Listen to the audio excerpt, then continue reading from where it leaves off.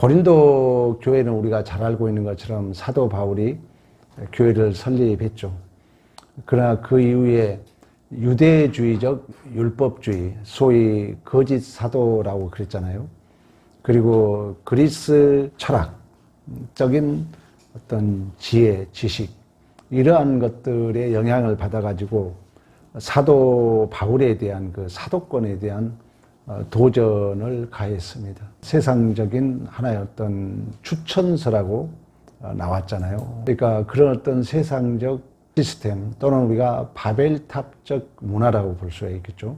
더 높은 것, 더 많이 가진 것, 이런 걸로 바울을 평가하니까 우리가 예수 믿는다는 것은 예수 닮는 게 목적이지 세상적인 돈, 명예, 권세를 많이 가지는 게 목적이 아니잖아요. 또 우리가 명성을 높이는 게 목적이 아니잖아요. 그래서 자꾸 이러한 유대주의적 율법주의, 그리고 그리스 철학적 지혜, 지식, 이런 걸로 사도 바울을 평가하다 보니까 자꾸 사도권에 대한 도전을 가졌다는 것입니다. 그러나 사도 바울은 항상 그 자신의 그 존재감에 대해서 하나님의 뜻 안에서 부르심을 받는 사도, 이렇게 자기를 증명했듯이 우리 지난주 그런 얘기 했어요. 1절에도 그랬지 않습니까? 하나님과 함께하는 일하는 자다. 모든 일에 오직 하나님의 일꾼이다. 제가 이 얘기를 하면서 사도행전 얘기를 많이 했잖아요. 성령 행전인데 사도행전이라고 한 이유는 하나님이 모든 걸 하실 수 있잖아요. 돌들도 명하여 아브라함의 우성을 만들 수 있다 그러잖아요. 그럼에도 불구하고 하나님이 우리를 일꾼으로 부르셨다는 것은 우리에게 명예롭고 복 있는 기회인 줄로 믿습니다. 여러분이 대통령이 어느 날 누구 시리 오시오, 저하고 같이 일합시다, 장관 자리 하나 주겠소, 얼마나 명예로운 일입니까? 하나님도 마찬가지예요. 우리가 하나님의 일을 한다는 것은 그런 의미에서 명예롭고 복 있는 기회고, 또한 특별히 우리의 연약함을 아시고 하늘에서 파견된 성령이 우리와 함께 하셔서 우리를 도와주신 줄로 믿습니다. 그러면서 바울이 뭐라 했냐면 이 직분이 비방받지 않게 하려고. 우리에게도 나름대로 신분이 있고 직분이 있어요. 천국은 뭐로 갑니까? 신분으로 가는 거죠. 직분은 내가 이 땅에서 하나님의 자녀다운 자로 훈련받기 위한 하나의 은혜의 수단이에요. 여러분들이 아버지가 있고 어머니가 있고 또 교회에도 장로님, 또 안수집사님, 또 권사님, 이러한 다양한 직분들이 있죠. 그러나 우리는 천국은 신분으로 갑니다. 그러나 하나님께서 하나님의 일을 하기 위하여 다양한 직분 또한 다양한 사명을 주셨다는 거예요. 그래서 사도 바울은 이 하나님의 직분이 비방받지 않게 하려고. 얼마나 참 합당한 말입니까? 우리가 잘못하면 욕먹잖아요. 오늘날 특히 교회가 그렇게 세상에 덕이 안 되잖아요. 세상 사람들이 손가락질 하잖아요. 그래서 바울은 이러한 직분이 비방받지 않기 위하여 무엇이든지 아무에게도 꺼리끼지 않게 하고, 그러므로 인해서 많이 견디는 것, 견뎌야 돼요. 또 환난, 궁핍, 고난, 매맞음, 갇힘, 난동, 수고로움, 자지 못함, 먹지 못함, 그리고 6절의 깨끗함, 지식, 오래 참음, 자비함, 성령의 감화, 거짓 없는 사랑, 진리의 말씀, 하나님의 능력, 의의 무기를 좌우에 가지고. 그러나 우리는 이 세상에 이중 구조가 있기 때문에 여전히 갈등 속에 있어요. 하나님의 자녀로 신분적으로 출생했지만 하나님의 수준에 이르기 위하여 우리를 어디 저 외딴 섬으로 데려가서 죄도 없고 고통도 없이 우리를 그냥 하나님의 자녀로 만들어가면 얼마나 좋겠습니까? 근데 하나님이 첫째 아담을 어떻게 했어요? 타락하도록 허용했다는 거예요. 하나님의 지혜로우심과 하나님의 은혜로우심과 하나님의 모든 것을 총동원해서 아담을 허용했다 그러는 거예요. 그 이유는 뭐냐면은 하나님의 말씀 앞에 겸손하기 위하여, 하나님의 말씀이 맞습니다를 항복시키기 위하여, 또 다른 시험이 왔을 때 이기게 하기 위하여 하나님께서 우리에게 허용의 섭리를 실행하셨던 것처럼 우리가 이 땅에 하나님의 자녀로 신분적으로 출생했지만 이제 내 안의 구체와 실체와 하나님의 자녀다운 자로 우리는 성숙해야 될 줄로 믿습니다. 그래서 결국 이 예수 그리스도를 기준과 근거의 삶을 살 것인가, 이 이중 구조 속에 우리가 자존감에 대해서 얘기했잖아요. 세상 사람들은 이 자존감이라는 것은 비교 의식에서 오는데 기준이 없기 때문에 마음의 아픔과 상처만이 쌓여간다 그랬어요. 근데 우리는 길이요 진리요 생명이요 행복의 원천이신 예수 그리스도를 근거한 삶을 살게 된 줄로 믿습니다. 그러나 세상 사람들은 자꾸 세상에 만들어 놓은, 그러니까 추천서 또는 세상에 만들어 놓은 체계, 이런 거에 우리가 근거로 살 것인가. 그래서 바울은 8절부터 계속 그런 갈등에 대한 이야기를 하고 있습니다. 영광과 욕됨으로, 악한 이름과 아름다움으로, 속이는 자 같으나 참되고, 무명한 자 같으나 유명한 자요, 죽은 자 같으나 살아있고, 징계받은 자 같으나 죽임을 당하지 아니하고, 근심한 자 같으나 항상 기뻐하고, 가난한 자 같으나 많은 사람을 부유하게 하고, 아무것도 없는 자 같으나 우리는 모든 것을 가진 자인 줄로 믿습니다. 이러한 이중 구조 속에서 우리는 하나님과 함께 일하는 자이기 때문에, 또 모든 일에 오직 하나님의 일꾼이기 때문에, 그러한 이중 구조 속에서 내가 맡은 직분이 비방받지 않게 하기 위해서는 또다시 누구를 근거한 삶을 살아야 된다고요? 예수를 근거한 삶을 살아야 된다는 거예요. 우리 예수님이 십자가상에서 온갖 조롱, 핍박, 비난을 감수했던 것처럼, 그는 도살장에 끌려가는 양처럼 입을 열지 아니했다고 말씀했던 것처럼 우리가 그렇게 살아야 된다는 거예요. 그러나 고린도 교회 문제는 자꾸 이러한 유대주의적 율법이라는 것은 쉽게 말하면 옳고 그런 걸 따지는 거잖아요. 율법을 준 이유가 두 가지 있다 그랬어요. 반드시 너는 지켜야 된다. 또 하나는 너는 지킬 수 없다는 것을 자각하도록. 그래서 율법이 누구에게 인도해요? 예수에게 인도하는 거예요. 율법을 내가 다 지킬 수 있다면 예수가 필요 없는 거잖아요. 우리 지난 성경 공부 제가 그 질문이 여러분 어려웠다고 그러는데, 왜 예수가 사람으로 와야 되느냐? 하나님과 약속이 성취돼야 되기 때문에, 하나님과 인간과 약속을 했기 때문에 그 의가 충족되기 위해서는 반드시 선악을 따먹는 정령 죽으라고 말씀했던 것처럼 그 선악과를 따먹는 똑같은 사람이 와야 된다는 거예요. 근데 그는 죄 없는 자가 와야 되기 때문에 그는 육신의 몸을 가져왔지만 성령으로 흠 없는 자로 이 땅에 오셔서 그 하나님의 행위 언약을 완벽하게 성취하신 줄로 믿습니다. 근데 이러한 율법과 세상적인 그런 어떤 지식에 갇혀서 십자가 복음의 더 크고 넓은 세계를 보지 못했다는 것입니다. 우리가 산다는 것은, 여러분 이 땅의 삶을 지옥이라 그러잖아요. 지옥이라는 것은 땅짓자 가치록이라 그랬어요. 이것도 제가 조작적 정의를 내려주자면 이 세상적 시스템에 내가 갇혀 사는 거예요. 내가 규명한다는 것은 그런 얘기 했잖아요. 우리 심리학에서 유기한 심리학자가 페르소나와 그림자 얘기를 했던 것처럼, 페르소나라는 것은 일반적 규범이에요. 이래야 된다, 저래야 된다. 또 그림자는 이러면 안 돼, 저러면 안 돼. 이러한 규명을 내려놓고 그 안에 결국 누가 갇히는 거예요? 내가 갇히는 거예요. 그리고 그 규명을 누구에게 투사해요? 이웃에게 투사해요. 투사해가지고 그 안에 내가 규명한 선에 안 들어오면 그 사람은 좋은 사람, 나쁜 사람? 나쁜 사람이 되는 거예요. 지금 고린도 교회가 문제잖아요. 그래서 자꾸 사도 바울에 대한 그 사도권에 대한 도전을 하는 거예요. 그러나 십자가는 하나님과 우리의 막힌 모든 담을 허물으신 줄로 믿습니다. 그래서 오늘 11절에 고린도인들이여 너희를 향하여 우리의 입이 열렸다. 우리의 마음이 넓어졌다.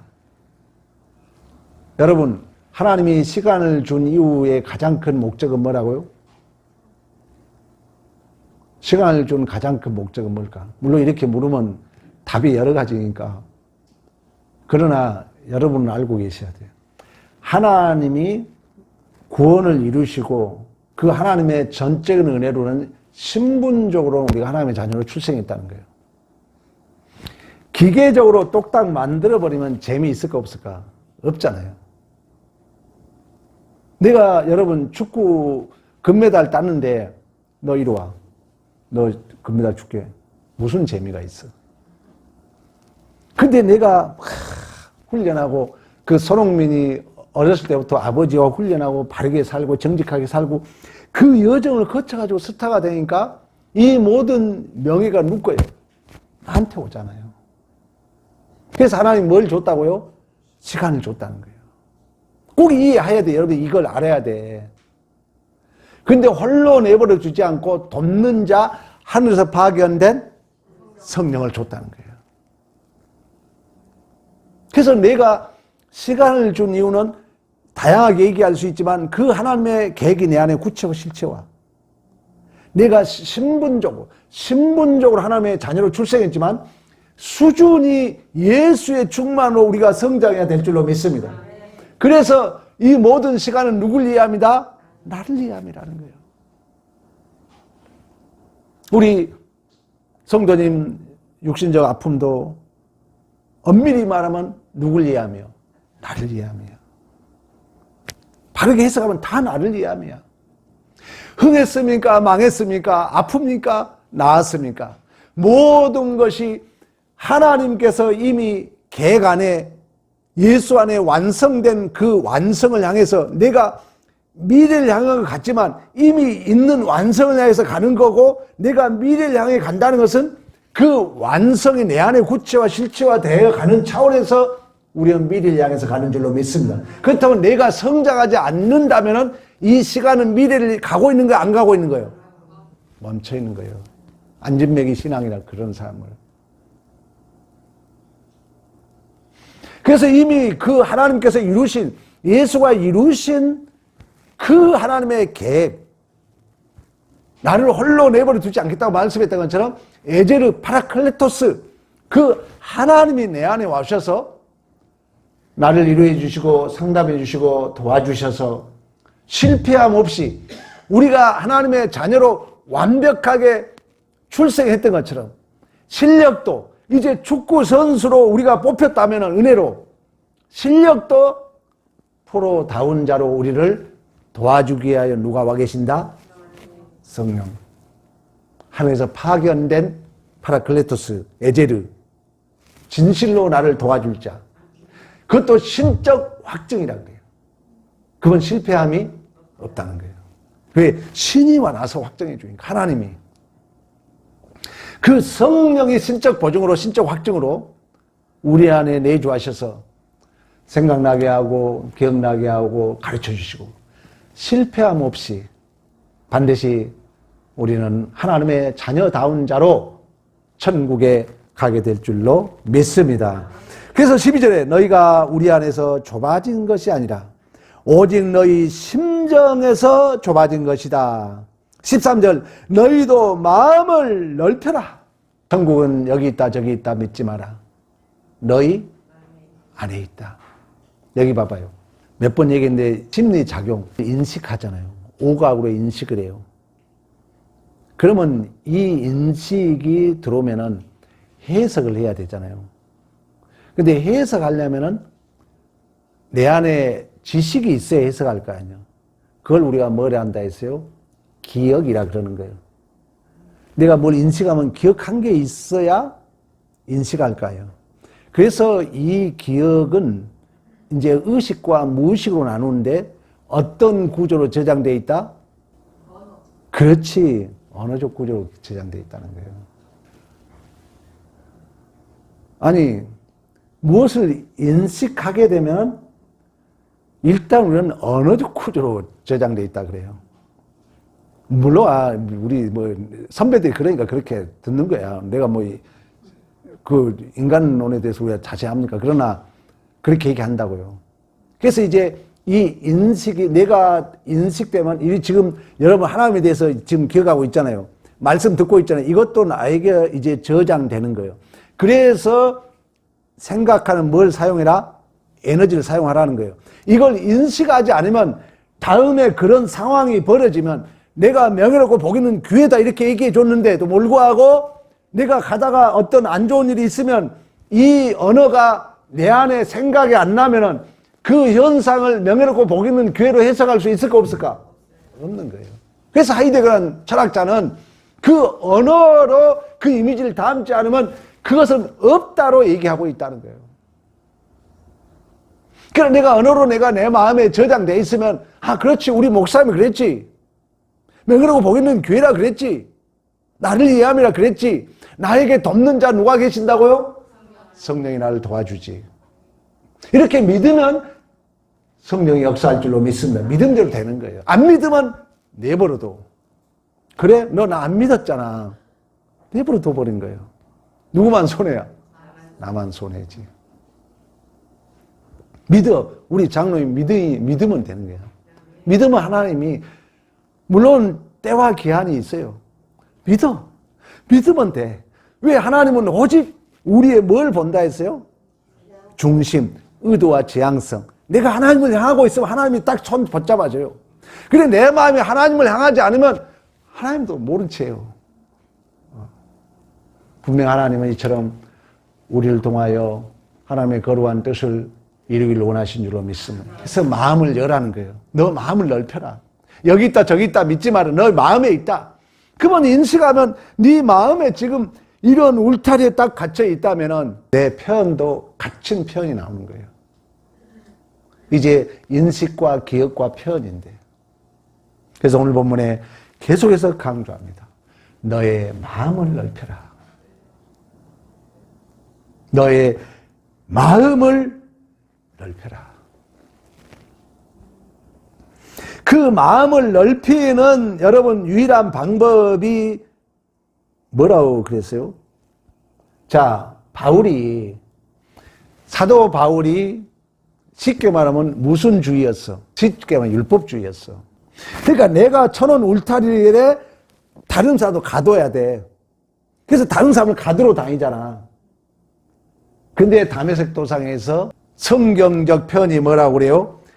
빛이 바울을 비쳤다 그래요. 빛이라는 뜻은 뭐라 했어요? 그렇지, 폭로. 그렇지, 그렇게 나와야 돼. 그러니까 공부를 하면 다 연결된다니까. 폭로됐다는 누구를 봤다는 거예요? 그렇지, 하나님을 봤다는 것은 누구를 봤다는 거예요? 나를 봤다는 거예요. 내가 안 보인 자는 변하지 않아요. 나를 본 거예요. 그리고 실제적으로 이제 아나니아가 바울에게 암수했을 때 새로운 눈이 밝아진 줄로 믿습니다. 보니 눈꺼풀이 3번 바뀌었다 그러잖아. 보는 눈이 바뀐 거예요. 보는 눈이. 그 다메섹 도상에서 거꾸로 찜을 통하여. 그러니까 하나님은 수없는 우리의 이러한 사사로운 여러분의 삶의 그 사건과 현장을 통해서 여러분의 고정관념을 흔들어서 그 진리가 그 하나님이 누구를 보게 한다고요? 나를 보게 하는 거예요. 나를 보게 하는 거예요. 나를 본 자는 반드시 변할 줄로 믿습니다. 나를 본 자는 성령이 그 안에 계신 자야.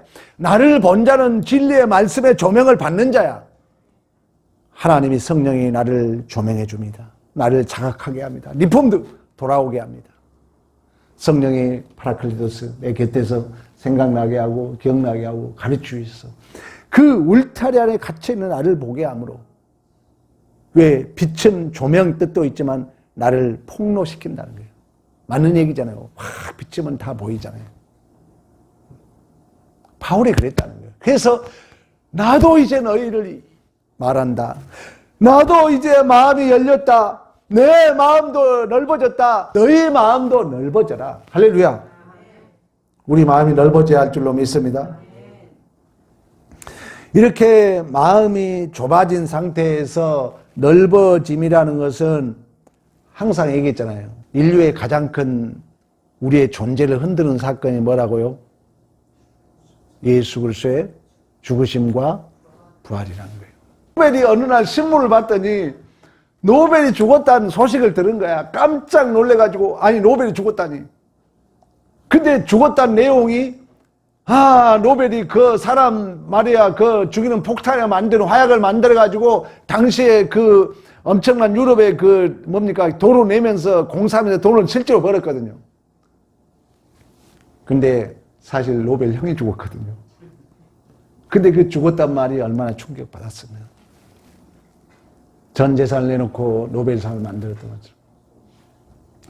김익두 목사가 그 깡패였던 김익두 목사가 예수를 만난 뒤로 김익두는 죽었네, 김익두는 죽었네 자신의 부고장을 만들어서 평양시내에 뿌리고 다녔다는 거죠. 여러분을 위해서 죽어줄 자가 누가 있습니까? 이 예수 그리스도가 진실로 근거가 돼서 에이디 아노 도미니 역사를 나눈 것처럼 빛에서 어둠으로, 의에서 불법에서 의로, 베리알렘에서 그리스도로, 믿지 않는 자에서 믿는 자로, 우상에서 하나님의 성전으로 바뀐 줄로 믿습니다. 그래서 14절부터 그 얘기를 합니다. 6장 14절. 너희는 믿지 않는 자와 멍에를 함께 매지 말라. 여기 봐봐요. 오해하면 안 되니까. 믿지 않는 자 버스도 타지 말아라. 믿지 않는 자 식당도 가지 마라. 그런 뜻은 아니라는 거예요. 오해하면 안 돼. 항상 우리가 같이 밥을 먹어. 돈 같이 써. 같이 영화 볼 수 있어. 근데 우리의 지향성 하장 어디를 향한다고요? 하나님을 향하는 거예요. 똑같은 영화를 봐. 같은 데서. 영화가 내용이 뭐 기독교적이 아닐 수도 있어. 똑같이 여행을 가. 똑같이 배를 탔어. 아름다운 자연을 보고 있어. 믿지 않는 자는 멋있네 할 수 있어. 그러나 우리는 참 아름다우라. 우리 하나님이 멋진 하나님이다. 우리의 의도가 다르다는 거예요. 우리의 지향성이 다르다는 거예요. 꼭 아셔야 돼요. 그래서 오늘 본문에 14절에 믿지 않은 자와 멍에를 함께 매지 마라. 의와 불법이 어찌 함께하며 빛과 어둠이 어찌 사귀며 그리스도와 베리알은 이 사악함을 얘기하고 있습니다. 어찌 조화되며 믿는 자와 믿지 않는 자가 어찌 심판하며 하나님의 성전과 우상이 어찌 일치가 되리요. 우리가 살아계신 하나님의 성전이라 이와 같이 하나님께 이르시되 내가 그들 가운데 거하며 두루 행하며 나는 그들의 하나님이 되고 그들은 나의 뭐가 됨이라? 백성이 됨이라. 반복하게 한 이유는 여러분들에게 제 설교는 뭐라 했어요? 스프롱구 방식, 스프롱구.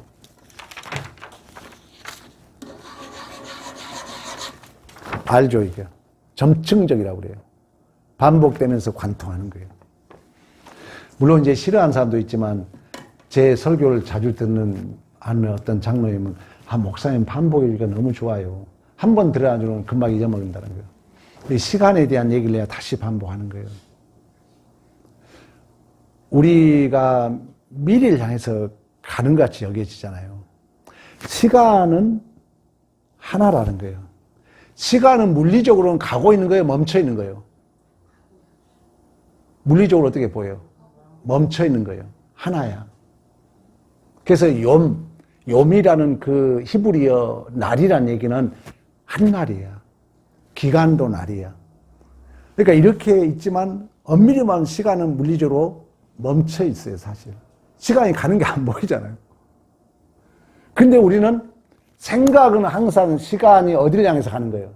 미래를 향해서 가는 거예요. 그 이유가 뭐라고요? 내가 어쩌니까 성장하고 있기 때문에. 내가 성장하고 있기 때문에 우리는 시간이 가는 걸로 착각할 뿐이야. 근데 시간은 사실 가는 게 보여, 안 보여? 안 보이는 거예요.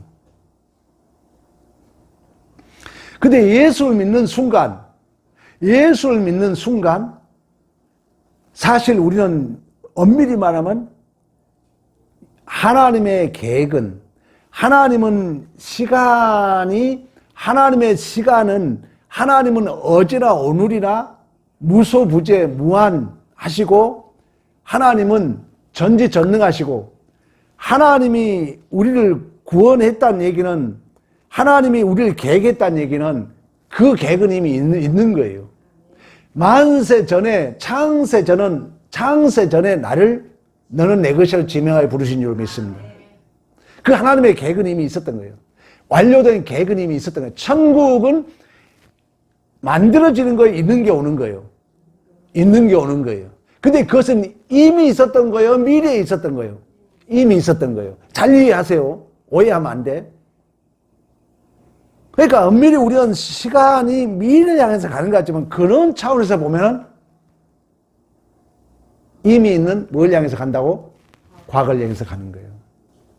그러면 그렇잖아요. 그러니까 우리가 예수 믿는 자들은 자꾸 예수를 믿으면은 솔직한 얘기로 미래가 많이 생각나는 것보다도 과거가 더 많이 생각나요. 그러면서 이 과거가 버무려져서 결국 내가 미래를 향한다는, 내가 뭐 한다는 거예요? 성숙한다는 이 얘기하고자 하는 거예요. 내가 성장하는 거예요, 성장. 내가 성장이 안 되면은 안 됩니다. 오늘 본문에 너희 마음이 넓어져야 했어야 이 얘기를 하는 거예요. 이 시간 얘기를 내가 지금 몇 주째 하는 거예요. 이걸 이해하라고. 잘못 오해하면 안 되니까. 그러나 여러분 분명히 맞잖아요. 그래서 시간의 척도는 뭐라고요? 성숙이라고 말씀했던 것처럼. 내가 하나님의 자녀로 출생했어요. 내가 하나님의 자녀다워야 되잖아요. 천국은 하나님의 아들의 권세로 가는 줄로 믿습니다. 그래서 오늘 본문에 계속 그 얘기를 하는 거예요. 18절에도 너희에게 아버지가 되고 너희는 내 자녀가 되리라. 전능하신 주의 말씀이니라. 그래서 우리 하나님의 언약 백성의 가치와 복과 책임은 하나님의 원하는 거룩한 자녀다운 자로 내가 변하고 성숙해야 될 줄로 믿습니다. 성장해야 된다는 거예요. 마음이 넓어져야 돼. 오늘 본문으로 말하면은 마음을 가두지 말고 자꾸 열어야 돼요. 우리는 마음을 더 크게,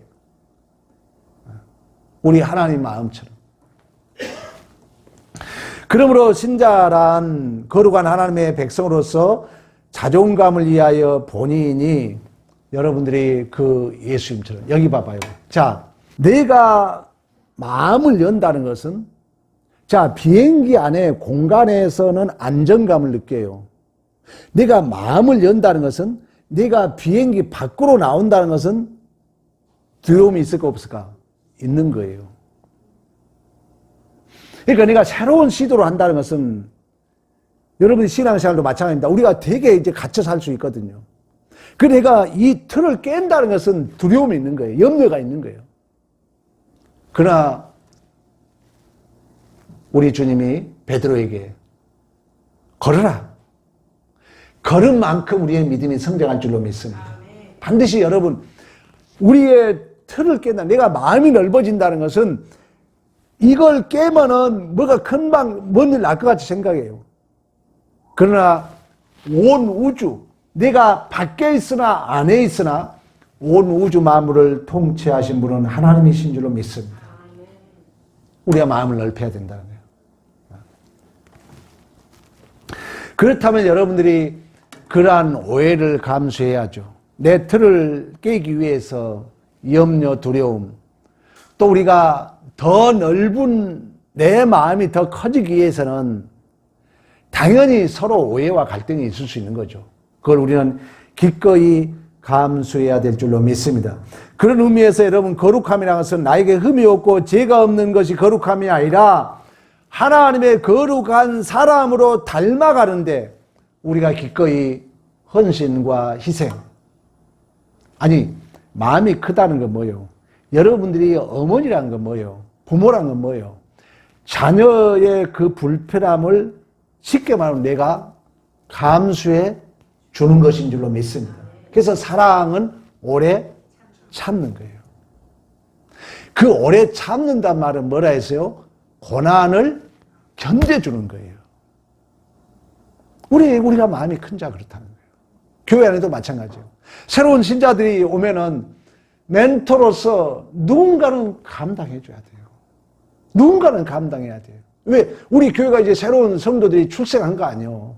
쉽게 말하면 어린아이가 온 거예요, 어린아이가. 어린아이가 왔으면 누군가는 그 어린아이의 애보기가 얼마나 여러분 힘듭니까? 저도 애보기 손자들 오면은 계속 같이 있으셔야죠. 내 눈높이를 또 어린아이로 맞춰야 되잖아요. 불편하죠.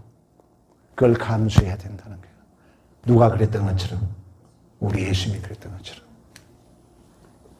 그래서 마음이 넓어진다는 건 또 다른 의미입니다. 우리가 조작적 정의로 말하면 예수 닮은 줄로 믿습니다. 원수를 사랑하고 나를 핍박한 자를 위하여 기도했던 것처럼 내가 받은 은혜를 이웃도 받아야 된다는 그 긍휼하고 따뜻한 마음을 갖는 거예요. 십자가의 의로, 우리가 잘못하면 십자가 의를, 우리 그날 그런 얘기 했잖아요. 우리 기독교인들이 윤리도덕주의에 빠질 수 있는 위험성이 있는 게 뭐냐면은 이 성경을 옳은 걸로 만다는 거예요. 그게 이거 오해하면 안 돼요. 윤리도덕적 옳고 그름이 아니라는 거예요. 이 옳음, 선이라는 것은 한마디로 말하면 뭐가 선이라고 그랬어요? 그렇지. 그렇지. 그러면 하나님 하나님이 영적으로 안 보이니까 하나님이 누구로 와서? 그렇지. 예수 닮은 게 선이라는 게 예수 닮은 게. 기독교가 오해하면 안 돼. 예수를 안 닮으면서 옳고 그름 다치면 이제 문제가 생기는 거예요. 근데 그 예수는 의인을 위해서 온 게 아니라 여기서 이제 우리는 미쳐버리는 거야. 우리는 아니거든. 아니, 우리 하나님 믿으면 정직해야지, 바래야지, 의해 아니라는 거예요. 하나님이 선이야. 하나님이 의야. 그러면 그 선과 의라는 것은 하나님을 닮은 것인 줄로 믿습니다. 그러면 우리 주님이, 그 아버지가 아들이 살아있는데 분깃을 달라요. 돌에 맞아 죽어야 돼. 나도 살아있는 눈 뻔히 떠있는데 아빠 나 분깃 주시오. 재산 주시오. 그래 호람 방탕에서 돌아왔잖아요. 그 탕자하고 같이 율법적으로 말하면 같이 돌에 맞아 죽어야 돼요. 근데 아버지는 그 아들이 오기만 기다려요. 그리고 안아줘요. 살찐 송아지를 베풀어요. 신발을 신겨요. 좋은 옷을 입혀요. 죽었다 살아난 것처럼, 잃었다 찾은 것처럼 기뻐한 줄로 믿습니다. 이게 여러분 선이라는 거예요. 이게 의라는 거예요. 이게 생명이라는 거예요. 이런 마음을 가지라는 거예요. 규범에 매이지 말고 시스템에 매이지 말고. 그렇다 해서 여러분 체계를 무너뜨리라는 얘기가 아니에요. 항상 얘기했죠. 우리의 뭐가? 그렇지, 우리의 중심이, 우리의 의도가, 우리의 지향성이. 그 주님을 닮으라는 거예요. 이 얘기하고 마칠게요. 옛날에 한번 했는지 모르겠어요. 중국의 춘추 전국시대에 제 나라의 재상 관중의 젊은 시절 친구가 한 명 있었어요. 포숙이라는 친구가 있었어요. 근데 이 관중은 친구 포수가와 함께 장사를 하는데 이익을 나눌 때는 이 관중이 항상 더 많이 가져가는 거예요. 여러분 생각해봐. 친구하고 둘이 사업은 똑같이 했는데, 똑같이 고생했는데 이 관중이 더 많이 가져가는 거예요. 근데 포수가는 그 관중을 욕하지 않습니다. 왜? 그의 현실을 아니까. 여러분, 십자가라는 것은 내가 조작적 정의를 이렇게 내려줬어요. 사랑과 비슷한 얘기인데요. 어쩔 수 없는 제 참상을 감당해 주는 거라 이렇게 내가 정의를 내려줬어요. 그러니까 우리의 자녀들이 여러분 마음에 안 드는 것은 그들이 실력이 있어도 그러는 거예요? 어쩔 수 없는 그들의 실력인 거예요? 어쩔 수 없는 그들의 실력이야. 그러니까 우리가 가진 성품이란 것은 생김새적인 성품이 있어요. 고의적으로, 그래서 이제 의도를 보는 거예요. 고의적으로 그런 사람은 나쁜 사람이고, 아니, 열심히 하다 하는 것은 어쩔 수 없는 참상이거든요. 근데 이 포수가가 관중이 같이 장사하는데 이익금은 관중이 더 많이 가져가 버려요. 근데 포수가는 절대 관중을 비판하지 않아요. 왜? 관중이 더 가난한 것을 알고 있기 때문에. 한 번은 둘이 이제 싸움터에 갔어요. 싸움터에 갔는데 같이 싸우다가 관중이 도망가 버려. 그러니까 포수가 뭐 혼자 놓아서 찌탕하게 맞고 엄청난 위험에 빠진 거예요. 근데 또 포수가는 절대 관중을 비방하지 않습니다. 왜? 관중은 사실 늙은 어머니를 모시고 계셨기 때문에, 그가 몸이 건강해야 되고 빨리 돌아가야 된다는 것을 알았기 때문에. 그래서 이 포수가는 항상 관중의 많은 허물과 부족함을 이해하고 덮어준 참 친구가 되었습니다. 근데 어느 날 역전의 드라마라고 관중이 높은 벼슬에 올라요. 그때 관중의 한 얘기가 있어요.